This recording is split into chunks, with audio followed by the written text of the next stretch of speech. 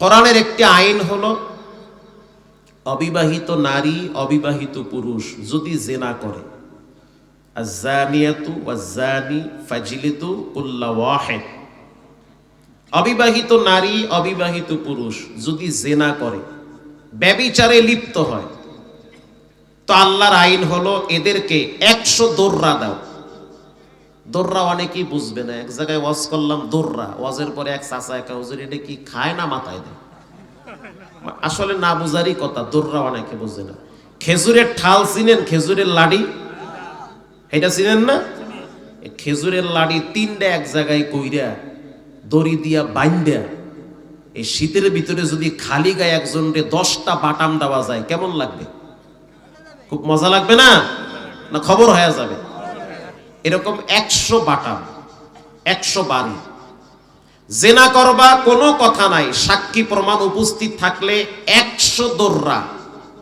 বাংলাদেশে জেনা ব্যভিচার বন্ধ হয়ে যাবে, থাকবে না। বিবাহিত নারী বিবাহিত পুরুষ যদি ব্যভিচারে লিপ্ত হয়, বিবাহিত নারী বিবাহিত পুরুষ বিয়ে করছে, এরপরও আর এক বেটিরে নিয়ে মজা মারে, বউ থাকার পরেও আর একজনের বউরে নিয়ে হিজরত করে, আছে না? অভাব নাই। বাংলাদেশে কত কিছু যে দেখলাম, আই সুবহানাল্লাহ। এই যে কয়েকদিন আগে ঢাকার আদালতে ওই সাক্ষাৎকার এখনো মোবাইলে ইউটিউবে ভাসতেছে, ছেলে বাবার বিরুদ্ধে মামলা দিছে, মহামান্য আদালত আব্বার বিরুদ্ধে মামলা দায়ের করছে। কি মামলা? তা আব্বাই আমার বউরে নিয়ে ভাগ্যে গেছে। সুবহানাল্লাহ, আউযুবিল্লাহ না নাউযুবিল্লাহ, কিছু একটা কইয়েন। এই আকাম বাংলাদেশে চলতে আছে। তো ছেলে বাবার বিরুদ্ধে মামলা দিছে, আদালত বললে দিয়েছে ও কিছু করার নাই, হেও রাজি, তোমার সমস্যা কি? কচু গাছের লাগে গড়াই দড়ি দাও, করবা কি? কোরআনের একটা আইন যদি প্রতিষ্ঠিত থাকে, বিবাহিত পুরুষ বিবাহিত নারী যদি পরকিয়া করে, কোনো কথা নাই, একে গলা পর্যন্ত মাটিতে গেড়ে পাথর মেরে হত্যা করো, বাংলাদেশের সব ধর্ষণ বন্ধ হয়ে যাবে। রাগ করেন না, বলেন এটা কি মোল্লার আইন না আল্লাহর আইন? আল্লাহর আইন। সম্মানিত হাজিরিন, এক বুড়ি সিদ্ধান্ত নিছে পায়েস খাওয়ার শখ জাগছে। তো পায়েস খাওয়ার জন্য গরুর দুধ লাগে, চিনি লাগে, পোলাও চাউল লাগে, ভিক্ষা টিক্ষা কইরা চুলার ভিতরে চড়াইয়া দিছে। পায়েস হওয়ার পরে একটা ঘ্রাণ ছড়ায়, এত সুন্দর ঘ্রাণ, ঘ্রাণে মৌ মৌ করতে আছে। তো বুড়ির বাড়ির ভিতরে একটা বান্দর আছে আর একটা ছাগল আছে। তো বান্দরের চরিত্র কি সুন্দর না উল্টাপাল্টা? উল্টাপাল্টা। বুড়ি চিন্তা করলে এত সুন্দর খাওন পাকাইছি, একটু গোসল টোসল কইরা ভালো একটা পোশাক পইরা এরপরে খাবো, কারণ ভালো খাবারের সাথে ভালো পোশাকের সম্পর্ক আছে। ছোটবেলায় যখন মায়ে ভালো খাবার পাকাইতো তখন বলতো ভালো করে গোসল কইরা ভালো জামা পইরা হো, ভালো খাওন দেব। খাবারের সাথে ভালো পোশাকের সম্পর্ক। তো বুড়ি গেছে গোসল করতে, বান্দরে চিন্তা করে এত সুন্দর খাওয়ানে কি সারা যায়, খাইছে জম্মের খাওয়া, খাইয়া পাইলাটারে সেজদায় ফেলায় রাখছে। চিন্তা করতে আছে যে বুড়ি তো আইয়া আমারে বাটাম দিবে, কি করা যায়? ছাগল একটা আছে আধা পাগল, পাইলার ভিতরে যা আছে কাঁচায়া কচাইয়া অল্প একটু হইল ওর চেহারাটায় ভালো করে মাখি, ওর থোকমায় ভালো করে পায়েস মাখছি। বান্দরে ওই গাছে উঠতে বয়ে রয়েছে। বুড়ি আইসা দেখলো পাইলা সেজদায় পড়ে রয়েছে, পাশে ছাগল হাজির। বাহ্যিক ভাবে মনে হইল কে কাম করছে? ছাগলে। আসলে কি ছাগলে করছে না বান্দরে? বান্দরে। এই দেশের ভিতরে যত অরাজকতা, যত অশান্তি, যত রকমের সন্ত্রাসী আর মাদক চালানি, এই সবগুলা করে রাম বামদের দালালেরা, আর দোষ চাপায় দেয় সরল মানা টুপিওয়ালাদের উপরে। এটাই বাস্তবতা। করে একজনের, দোষ দেয় আর একজনের। আল্লাহ তাআলা এই জাতিকে হেফাজত করেন, বলেন আমিন। আমি আপনাদের সামনে ভূমিকায় অনেক কথা বলেছি, আর বলতে চাই না। এখন জানতে চাই আপনারা কেমন আছেন। আলহামদুলিল্লাহ। ভালো না থাকলেও বলবেন আলহামদুলিল্লাহ। কি করবেন, কিছু করার আছে? কষ্টের কথা মানুষের সাথে বললেও তো দুর্বলতার সুযোগ পায়, দরকার নাই। কষ্টের কথা রবের সাথে গোপনে শেয়ার করবেন, আর মানুষের কাছে আপনি সুখ বিতরণ করবেন। ভাই কেমন আছেন? আলহামদুলিল্লাহ, অনেক ভালোর কোনো শেষ নাই, অনেক ভালো আছে। অথচ ঘরের ভিতরে শান্তি নাই। অশান্তি যে ঘরে আছে এটা বলা যাবে না, এটা বললে আরো যন্ত্রণা বাড়ায় দিবে। মুমিনদের চরিত্র হলো সর্বহালতে প্রশংসা করা একজনের, তিনি হলেন কে? আল্লাহ তাআলা। তাফসীরের কিতাবে পড়েছি রুহুল মানিতে, একজন গরিব মানুষ অনেক কষ্টে আছে, কিন্তু 5 ওয়াক্ত নামাজ পড়ে। দামেস্কের জমিন হলো মরুভূমির জমিন, এলাকার নাম হলো দামেস্ক, মরুভূমি। তখন তো আর অ্যাভেলেবেল মসজিদ পাওয়া যাইতো না, অনেক দূরে মসজিদ, পায়ে হাইটা যাওয়া লাগতো অনেক দূরে। তো অনেক কষ্ট করে, গরমের দিন, রোদের তাপ, অনেক কষ্ট হয়, পায়ে হাইটা মসজিদে যাইতেছে, কিন্তু বেচারার পায়ে জুতা নাই। আল্লাহরে বলতেছে, আল্লাহ এমন গরিব বানাইছেন, আমার তো পায়ে জুতা নাই, আপনি করেন কি? আপনার কাজ কি? একজন গরিব মানুষের কি একজোড়া জুতা কিনা দেওয়া যায় না? এটা কারে কয়? বান্দা কত কথাই না আল্লাহরে বলে, সে মনে মনে বলতে আছে। আল্লাহ তাআলা কখনো কখনো দেখায় দেয় যে তোমার চেয়ে আরো অনেক কষ্টে অনেক বান্দা আছে, তারপরেও কিন্তু তারা হাসি মুখে আল্লাহর সিদ্ধান্তকে মেনে নেয়। আছে না নাই? অভাব নাই। ক্যান্সারে আক্রান্ত, তারপরেও মুখে হাসি, আল্লাহর সিদ্ধান্ত, কিচ্ছু করার নাই।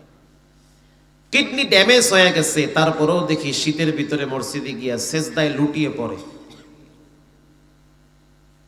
প্রেশার এত হাই, যে কোনো সময় স্ট্রোক করতে পারে, তারপরেও মুখে হাসি লেগে থাকে। আলহামদুলিল্লাহ, যদ্দূর ভালো আছি, শুকরিয়া না করলে তো এর দূরও ভালো থাকবো না।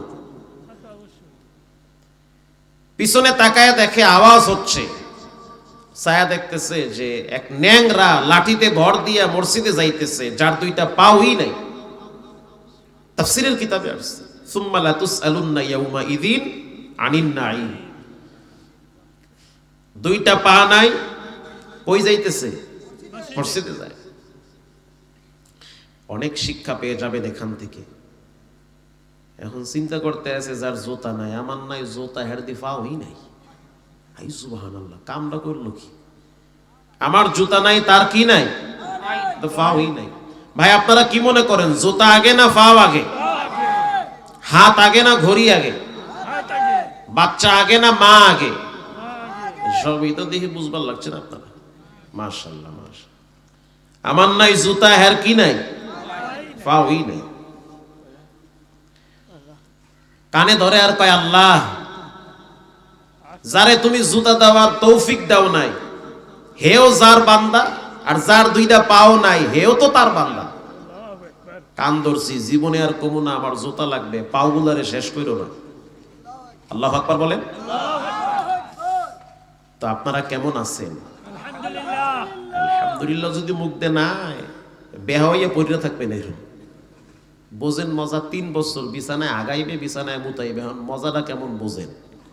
যে অবস্থায় থাকেন, শুকরিয়া হবে একজনের, তিনি হলেন কে? আল্লাহ তাআলা।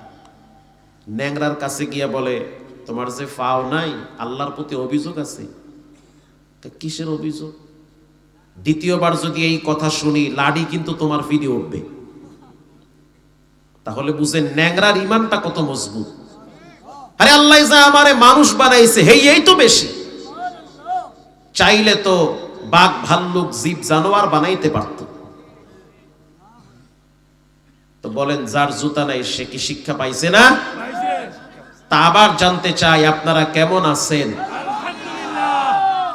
এখন যে আলহামদুলিল্লাহ বলছেন, এটা কিন্তু আবেগ আর ভালোবাসা আর মহব্বত নিয়ে বলেছেন। মারহাবা বলেন। কোরআনের আইন হলো, কোরআনের আইন যদি প্রতিষ্ঠিত হয়, হিন্দু, খ্রিস্টান, বৌদ্ধ, বেদিন সবাই নিরাপদে বসবাস করবে। কেউ কারো উপরে জুলুম করার শক্তি সাহস পাবে না। সবাই নিরাপদে বসবাস করো। প্রত্যেকের মেয়ে স্কুলে যাবে, কলেজে যাবে, ভার্সিটিতে যাবে। ইপটিজিং করলি কোনো কথা নাই, সরকারি ভাবে তাকে বাটাম ফাটা দেওয়া হবে। কোরআনের আইন হলো আস-সারিকু ওয়াস-সারিক ফাকতাউ আইদিয়াহুমা। চুরি করলে হাত কাইটা দাও। আওয়াজ দিয়া বলেন মোল্লার আইন না আল্লাহর আইন? আপনার কষ্ট লাগলেও সমর্থন করতে হবে, মানতে হবে। কারণ সব জিনিস যে ভালো লাগে বিষয়টা এমন না। আচ্ছা বলেন, করল্লা চিনেন? করল্লা এটা ভালো না খারাপ? সবাই বলেন। তিতা হইলেও তো ভালো, স্বাস্থ্যের জন্য উপকার না? আচ্ছা, আপনি খাইতে পারেন না তাই বলে কি করল্লার দোষ? আপনার দোষ, ঠিক না বেঠি? হাঁসের ডিম এটা স্বাস্থ্যের জন্য উপকার না ক্ষতি? উপকার। গরুর দুধ ভালো না খারাপ? আপনি খাইলে তো আপনার চোখ বন্ধ করে বাথরুমে যাওয়া লাগে 13 বার। আপনার পেটে সমস্যা, বাকি দুধের কোনো সমস্যা নাই। তো কোরআন তো ভালো জিনিস, ইসলাম তো ভালো জিনিস, আল্লাহর আইন তো ভালো জিনিস। যারা মানতে পারে না তাদের অ্যালার্জি আর চুলকানি আছে, কোরআনের কোনো সমস্যা নাই। চুরি করলে হাত কেটে দাও, রাগ করিয়েন না, করলে করেন, অসুবিধা নাই। চুরি করলে হাত কাটো। আচ্ছা বলেন, 10টা চোরের যদি হাত কাটা যায়, এটা যদি বাংলাদেশের সব মিডিয়াওয়ালারা যদি প্রচার করে, ফেসবুক খুললি যদি দেখা যায় ওরে আল্লাহ আত্মী অর্ধেক নাই, রক্ত ঝরতে আছে, বাংলাদেশের সব দোকানদারেরা দোকানের শাটার খুলে বাড়ি গিয়ে ঘুমাবে।